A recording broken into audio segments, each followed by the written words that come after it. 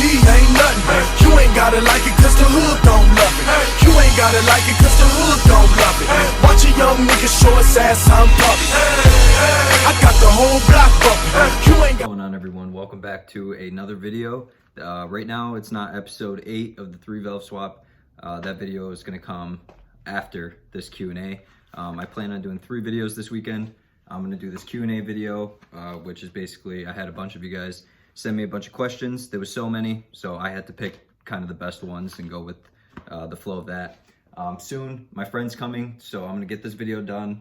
And then my friend's coming because we have to lift the motor or drop the K member and put the headers on finally. And then after that, I have to, either tonight, if we could do a little bit of it, probably it's going to be tomorrow. Then we're going to do the cam lockouts, cut the phasers, and extend some wires so we could, these are big steps to getting the first startup. So this weekend's going to be a lot of work, but hopefully it's going to be very rewarding. And I wanted to do a Q&A because a lot of you kept asking me questions. Some of them are repetitive. I answered a few of these in my other videos, but I know no one wants to go digging because I had some 30-minute videos, some 20-minute. But yeah. So my first question that I received, which has been over and over again, was someone said, overall with parts that I sold, did I gain or lose money with this swap? At the beginning, when I got this engine about, I think it was December 12th, actually, I first posted about it. So it's actually only been a month and a week since I even decided to do an engine swap. So I really did push myself to get this done.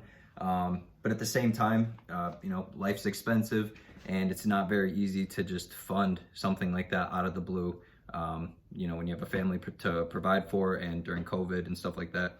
So I think like 7 people, as I counted, asked me overall, like, how much did you lose money from this swap? You sold a bunch of stuff. You know, did you just use that money to transfer for parts? How much does the parts cost and all this stuff? So to answer that question, overall, it's as if I got the engine for free.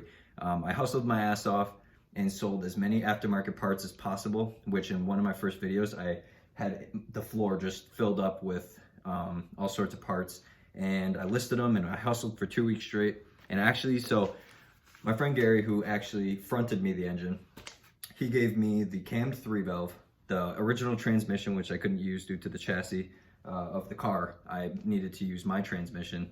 And basically he threw in all the aftermarket parts like the cold air intake, which was a BBK, a throttle body, which was a really nice one, all sorts of parts, and including the transmission I got to sell. And if you go back in one of those previous videos, you'll see a full breakdown of what I had to sell. And a lot of you already seen my humongous amounts of sales posts. But overall, so I owe him $3,000 for the cammed 3 valve with all the aftermarket parts and the transmission, which it sounds like a lot, you know, $3,000, because usually these engines go for about $800 to $1,500. And since I'm reusing my transmission, you know, you guys may be wondering, oh, why'd you take the transmission if you didn't need it and stuff like that. But you know, he wanted stuff out of his garage, and since he was fronting, so he doesn't want to be hit, like he doesn't want his first payment to be, so I owe him $1,500 in the summer and then $1,500 at the end of next winter, which is $3,000. And that's a lot of time. There's not many people besides a loan or something like that you could just say, hey, can I take your, you know, cammed engine, and when I'm done with my swap, start paying you off. It's really unheard of. And what I just said there is going to follow up to an answer for the one of the other questions I have. But overall, so out of all the parts I sold, the transmission, all the aftermarket parts, the BBK shorty headers, all sorts of shit, I actually made exactly $3,000. And so I consider myself that I got this engine for free with a $3,000 loan type of thing. So overall, I broke even exactly and actually gained more because, you know, he gave me all these parts I didn't need. I sold them for $3,000 and I still had the engine. So yeah, I got basically a cam 3 valve for free. And so, yeah, so I definitely gained money on this. I used some of the money to definitely fund some parts. I had to get the long tube headers, a few replacement lines, like I had to replace the power steering line because I had to cut that. Got the headers for like 125, had to get the charge motion delete plates. I had to get, you know, the fuel injector adapters and you know, all sorts of odds and ends like the Cobra throttle body and stuff like that. So I used that money towards parts. And I also got the new wheels and a few other things. So I made 3K and I own 3K. So that evens out to a free engine with just some money towards parts. And so overall, it's a huge gain, especially now that I have, he allowed me to, you know, he wasn't extremely money hungry. He wasn't like, well, every dollar you make from here on out, you owe me. He was just like, finish your swap. And, you know, he was generous enough to let me finish my swap first. Still working on it, still need a few more parts. And then after, once I hit spring, I'll start saving up a bit, enjoy the car, pay him off, and then, you know. So I'm gonna try to actually pay all of it within the summer. I'm gonna push myself to save, and I don't like being in debt. But that answer that, you know, long story short, basically, I gained more than enough doing this swap. It was like free engine. All the money for the parts were from selling parts, so not much came out of my pocket. So yeah, so there's the answer to that. The next one is, this guy on my Snapchat goes, I bought my 02 GT for my dad. He does know a lot about cars, but any recommendations on forums or somewhere that contains a lot of knowledge on new edge Mustangs? So my answer to that is people.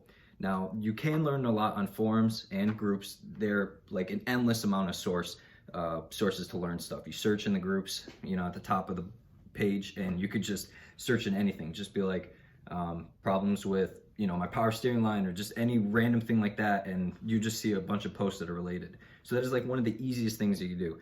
You go on Facebook, you type in New Edge Mustangs, and then find a bunch of groups, join them all. 99 to 04 Mustangs, join them all. You know, Mustangs of America, stuff like that. Just join as many groups as possible. You know, I mean, most of you guys are from, you know, the groups, so you guys know that there are some assholes on there. You ask a simple question and you get ridiculed, you get, you know, people bitching at you because they're like, oh, you could have just Googled it.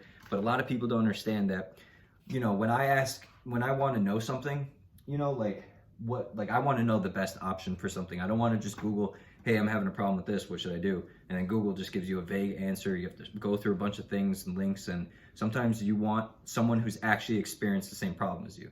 Now, like personally for me, if I have a problem, I want people, real live people, to tell me, hey, this is your problem, this is what you should do, this is what I did, it may work for you or not, and then you have more options. You have other people saying, hey, this is easier to do it this way, and such forth. So groups are a huge thing. And message people, try to make friends. You know, I made a bunch of friends who know so much, like the guy who's coming, Gary, and like a bunch of people that I met, and they know so much. So I made a bunch of friends, and I could just instantly ask them and be like, yo, I'm having a problem, can you help me? And then they just instantly know. So, you know, try to put yourself out there. You know, if you're a beginner, don't be afraid to be like, hey, I don't know jack shit about this, but I want to learn. Okay, a lot of people respect people who actually want to learn, especially when it's not bought and it's built. You get a lot of respect for that too. So don't ever be ashamed for asking questions, even if there's people in the groups that are disrespectful. Just ask the damn question. People always hate, and I mean, that's what the groups are for. The groups are for asking questions, to show off your progress, to get advice, you know. So groups are definitely huge on Facebook for learning. And another place would, like, forums are kind of dead on Google, I've noticed, especially for my 3-valve swap. I was looking at posts from 2011, 2010, you know, all the way back then. And yeah, not a lot of people do this swap much. A few people recently I've learned are doing it right now, but it's very scarce, because people either do the Coyote swap or the 4-valve, which is definitely understandable. You know, more power and a little bit more opportunity to build more power, but yeah. So groups and reaching out to people, making friends, they'll be your best support. And yeah, don't be afraid to ask questions. All right, so someone else asked my size of my wheels and tires. When this person asked, I had the SVT Cobra wheels on here, and they were all 17 by 10 all around, which it looked decent, but it just made it look too, because I also had 275/40s all around, and I really don't believe that you should have the same size tire all around on your car. It just does not look right. What it made it happen was it made the back wheel look kind of smaller than the front wheel, so it made it look like, it just made it look weird, and I definitely just didn't enjoy it. So I got lucky. In my other video I showed, I got the new Cobra R wheels, which is now what I'm running is a 10.5 in the rear, which is gonna allow me to do a 315 tire. I think I'm gonna do that. Currently running 275 40s in the back, which they're all right, but I really could use 315, I believe 35s in the back, and then 10.5 wheel. And then for the front, I believe there's 17, it looks like 17 by, I would say 9 or 10, but I'm not too sure. I have to look in the back of the wheels. But the tires up front, I think they're 255 40s, which I think that's good enough. I think I'm gonna keep it like that for now. So those are the wheels and tire fitment that I have going on right now, and my goal is 315s in the back. All right, and then someone asked motor mounts, reorganization on the wiring and the AC. So for motor mounts for my 3-valve cam swap, I went on LMR and I just used the classic 2-valve motor mounts. Luckily these are mod motors, so a lot of things can swap and transfer over. So I used just a solid brand new motor mount. You know, they're only like 60 bucks. So if you're gonna do a swap like this, or any swap, when you're taking like an engine out of a very old car that's 2003, replace motor mounts, okay? Because in the future, I've said this in multiple videos, little things like that could cause a lot of problems down the road. So let's say, for example, I put my old 2-valve motor mounts on, you know, they're like, what year is it? It was like 17, 18 years ago, and it's the stock motor mounts. You know, what happens if I do this whole swap in a year or 2, 3 years down the road? My shit starts vibrating like crazy because I didn't change out a $60 part. It just, you know, you want to start fresh. So the motor mounts are from LMR. Reorganizing wiring. I didn't really have to reorganize much for wiring because most of everything plugs in, so it just organizes itself. My friend Gary did really want to do, it's like a wire tuck on his engine bay. His friend's gonna do it for like 200, which looks super clean. But for me personally, I don't really mind it. I kind of, you know, I just think since I'm kind of my own mechanic at the moment that I want access to all my wires and, you know, be able to freely mess with shit. So it just kind of organizes itself, just plugs in, kind of seals around. You know, there's some couple things that are kind of in the way. It looks kind of basic, but I'm not going for like a really show-worthy engine bay. I got a cam 3-valve. It's not like I'm rocking a fucking, you know, Coyote or something, you know, fabulous like that. So yeah, so I don't really care what the engine bay looks like as long as it's kind of basically detailed a little bit. I don't really care about the wiring that much. And then the same guy asked for the AC. What AC am I using? So all my accessories are from the 2-valve. So the AC, the alternator, starter, and trying to figure out if I'm going to use the 3-valve or 2-valve power steering pump. Now I wanted to use the 2-valve power steering pump because I just want the line to go right in. But apparently, quote unquote, apparently the power steering pump from the 3-valve works just fine. I'm going to test that theory tonight because I have the brand new line. I want to see if it lines up and can actually go inside that. If so, then I'll do it. But a lot of people who've done this swap, as I've learned, they had clearance problems with the serpentine belt, but a lot of people said I have to do an idler pulley delete, which is, I'll show you guys eventually when I do it. But I have to take off a pulley that's on the upper driver's side area on the timing cover. And basically, when I grind down what's holding that pulley, it will allow clearance for the power steering pump. So I'm not sure what I'm gonna do there yet, but for, you know, long story short, the AC is from the 2-valve. It's just easier because the lines go right in, and so I'm gonna bolt that up as the same. Damn, all right, 13 minutes. You guys got a lot of questions. Why did I choose 3-valve? So when I started talking about the first answer of, you know, did I gain or lose money? It's unheard of for someone to give you an engine and say, here, bro, pay me back in like, I don't know, 6 months to a year. So that's why I did the cam 3-valve, because it was practically free. It made me money and it allowed me to use a few bucks for bills, parts, and it just kind of all transferred over. There's only pros and benefits. So yeah. Next question. This is a good one. My goal for this car and goal for the channel. So my goal for this car is to just, you know, I'm not expecting, you know, I'm not going to tell myself that, yeah, my goal for this car is to hit 1,000 horse. Like, that's just unrealistic. I don't have the funds for that. I don't have the knowledge yet. Maybe in the far, far future, but my goals for this car is to just have something that I love. I have an image in my head of what I want it to be. I just want it to be all blacked out and just sleek, basic, some good tint, very clean interior that I'm putting together. And then I'd always wanted cams. I love the sound of it. It just, you get people turning their heads and it's just, you know, cams are amazing. So I just, my goal for the car is to just have a, you know, decent engine with lower miles and, you know, a lot of parts replaced and just the exterior looking kind of cool. You know, I like the lowered look, I like the Cobra R bumper, the wheels. So my goal for this car is to just make it my own, do something original. It's very uncommon for a 3-valve swap into a new edge, so I want it to be unique. I wanted something that will brand my channel. Originally, I wanted to do a color that would brand my channel, but you can't go wrong with all black and with a unique engine in it. It's not the fastest engine, I know, I get it. I'm not saying the 3-valve is better than anything else. I'm saying for me personally, I just think it's unique. So that's my goal with the car.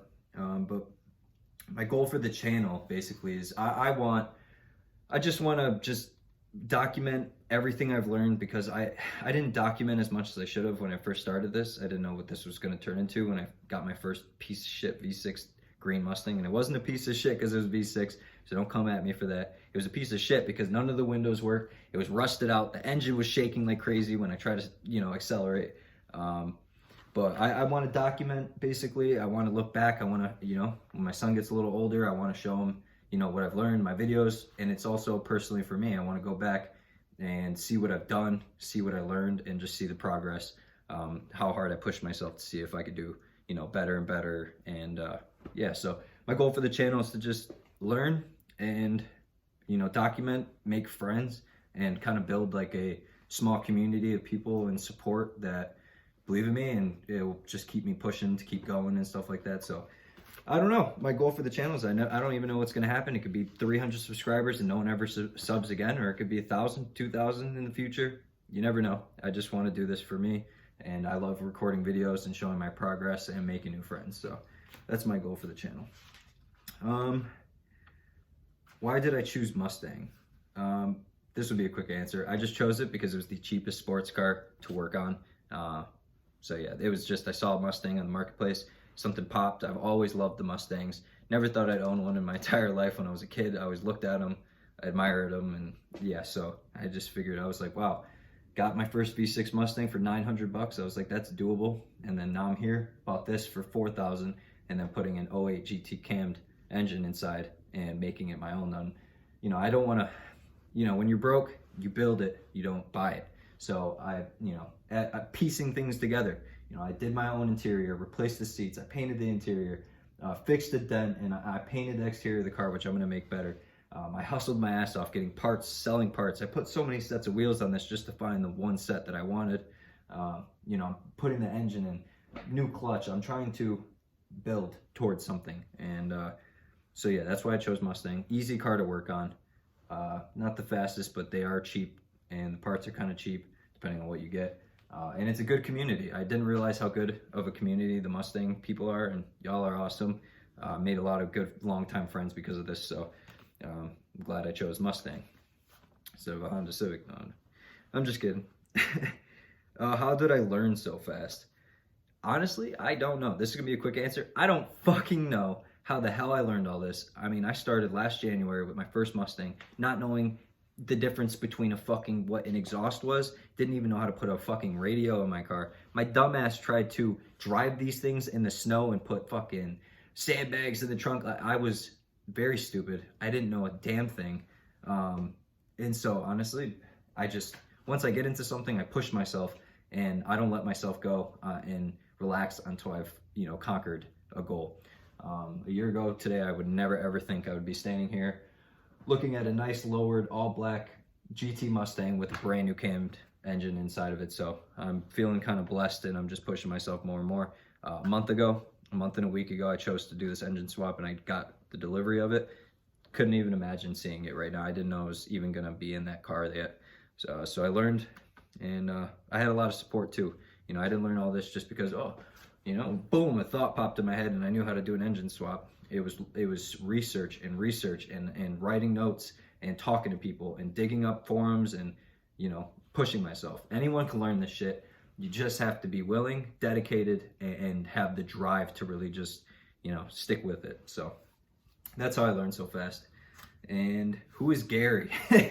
All right, so Gary, who I keep mentioning, is one of my friends who I met actually when I first got my green Mustang. some douchebag that was not his friend, but some douchebag from his school wanted a Mustang, and Gary has a beautiful '08 GT at the time. It's what my engine in, it was in his car. He hit me up looking to buy my V6, you know, and sell it to that guy. Well, not sell it to the guy, but he wanted to find a Mustang for him to buy. And it kind of just kicked off from there. He just always was pushing me. And from then till now, you know, he was always up my ass. Get a GT, get a GT, get a GT. And I'm like, bro, I don't have GT money. What the fuck am I supposed to buy? Go-kart? Nitrous it? I don't know. But he's just a really good guy who believed in me when no one did at the beginning of all this, and always supported me. And even from the start, he gave me a good deal on wheels when I got my second Mustang, and allowed me a few weeks, over a month, to pay him back. And he didn't know me, so he trusted a complete stranger, and now we're like really close friends. So Gary's the badass motherfucker who put trust in a homeless looking man, and fucking is doing more and more for me all the time. Always supporting me, pushing me, post videos, do this, do that, you could do it. Take my fucking engine so I don't have to see it anymore. Pay me back when you can. So he's just a good friend of mine, and he's the reason why this channel even exists. So will we see the car that you got your engine from? Now that's perfect and lines up with Gary, because so yes, eventually you will. He did a GT, so Gary did a GT 500 swap inside of his '08 GT, and then he took his cammed 3-valve out to give to me. So yeah, you guys are gonna see it. It's a fucking absolutely beautiful car. He's very precise when he you know, adds things to his car. A lot of people like me, they're just like, let me get a bunch of shit and start throwing stuff on, selling this, doing that. But he's very particular. He wants what he wants. He's patient, but he gets exactly what he needs at the time, and makes his car absolutely beautiful. It's yeah, you guys are gonna get a full walk around review. Yeah, I can't wait for spring, man. But you guys are definitely gonna see that car. Were you nervous for the first shit? Hold on. Oh yeah, were you nervous for the first engine swap? Yeah, hell yeah. I was looking at this engine and I was like, yo, I don't think I could do this. I was way over my head, and I was terrified. But once you like do research and you see how easy it is, it's not that hard if you just have some really good sources to learn from, and watch a good amount of videos, and have some people to help you. So I was nervous, but now I'm feeling a little bit more confident. I am nervous for the first startup, because gotta expect the worst just in case. So, but yeah. What pushed you to do more? What pushed me to do more? All the hate, I guess. You know, you're slow, you're a V6, your car looks like shit. Oh, you're a shitty Mustang, crowd killer, and all this stuff. But it didn't really push me to do more. It just pushed me to just prove to myself that I could get better, do better. And, you know, I still have a super fucking slow cam 3-valve. We got people out there with 800 horsepower, and I'm barely probably pushing 320, 350, not even. So honestly, what pushed me was just the hate. When I had the red Mustang, I had some people telling me like, oh, you got a truck colored Mustang. And Gary, you know who I'm talking about. But he's funny. That guy is a genius. The guy who gave me hate the most, he is an absolute genius. I don't care what he says, or if he fucking hates me, or hates my slow car, my shitty Mustang, or whatever the case is. He's a genius, and he knows it. He's got a beautiful supercharged Mustang, which you guys are gonna see. It's a new Edge, which you guys are gonna see in the spring as well. So what pushed me to do more is, you know, the hate. It feels good. Someone makes fun of my multicolored red, you know, Mustang, so I paint it black. The paint still looks like shit, because I was putting an engine in. So yeah, so that pushes me to do more.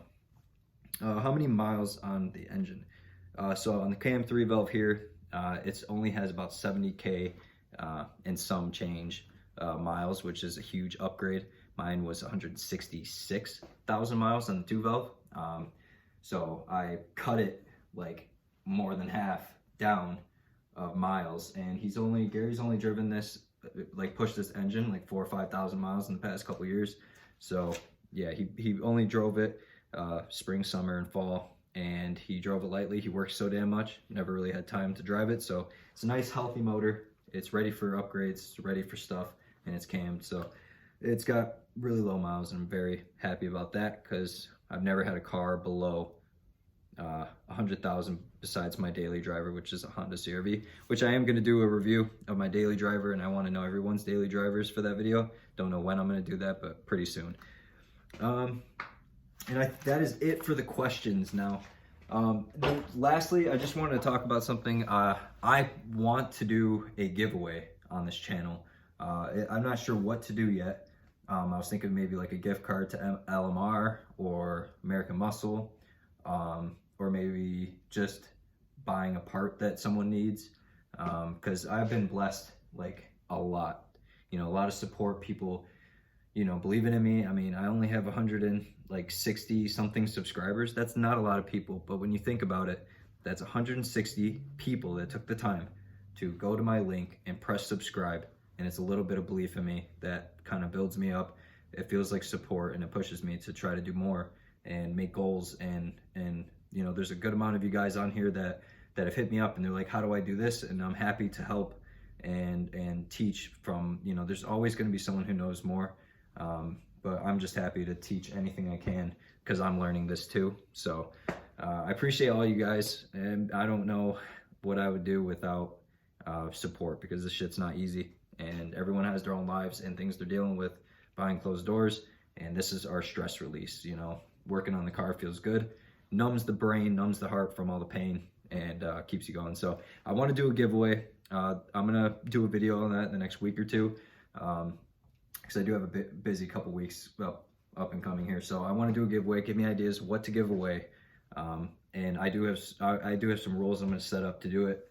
I'm going to post it on the groups and stuff. I want to build more support. So the entry is going to be like, you have to be subscribed to my channel, notifications on, stuff like that, and follow my Insta and all that type of shit. So pay attention for that, because that'll happen in the next couple videos. I just need to knock out a few things, pay rent, and get this thing closer to start. But besides that, that is it for the video. That is my Q&A video. And thank you very much, guys, for tuning in. You guys are going to be seeing a lot of work done to this in the next 2 videos. It's only a simple putting on headers and the cam lockouts, but those are very big things. Doing the cam lockouts is going to allow the computer to be able to compute and easily start this thing. That's super important. And headers, not going to be fucking driving this thing open headers, so that is super important as well. But thank you for tuning into the video. Thank you for all the questions and support. Let me know what you want for the giveaway, and I'll see you guys in the next video, which is going to be pretty soon. All right, so have a good night, guys.